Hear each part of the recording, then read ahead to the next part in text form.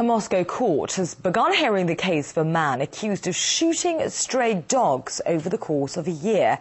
Animal rights activists have organised a demonstration calling for severe punishment if the man is found guilty. Well, RT's Matt Trezor is outside the court for us and joins me now live. Good morning to you, Matt. Could you tell us a few more details about this case? Certainly, Alice. Well, Dmitry Khudyarov is the man's name, and he's formally charged with killing only 2 dogs, which were people's pets, though he is, according to reports, additionally suspected to have killed more than 30 stray dogs, all of them shot with a high-powered air rifle. Dozens of protesters gathered at the courthouse here. You can see many of them behind me. There's a few others up in the hearing room. They're just sitting quietly, but they're up in the hearing room right now, which is being conducted up in the courthouse behind me as we speak. Now, animal cruelty cases and laws against them are fairly well established in the West, but in Russia they're pretty rare. So this has the potential to be something of a landmark case for this country. Now, I'm joined here now by Anastasia Markina from the Alliance for Animal Rights. Is that correct? Yes. Tell me, why do you think this case is important for Russia?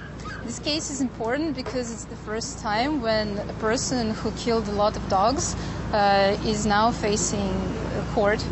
And before, there were several cases where a man who killed just 1 dog, for example, and they got sentenced somehow. And here we hope that there will be a good for us sentence for him, about 2 years, because before people usually had to pay just fines. And you say that this potentially, in the past, according to psychological studies you've read, people start with pets and they can move on to people.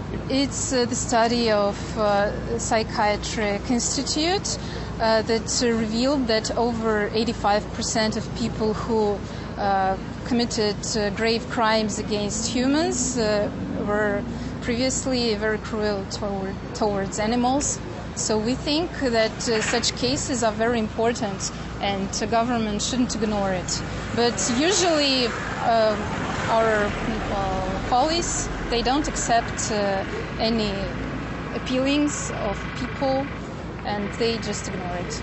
All right. Well, thank you very much for joining us. Thank you for giving us your opinion here on RT.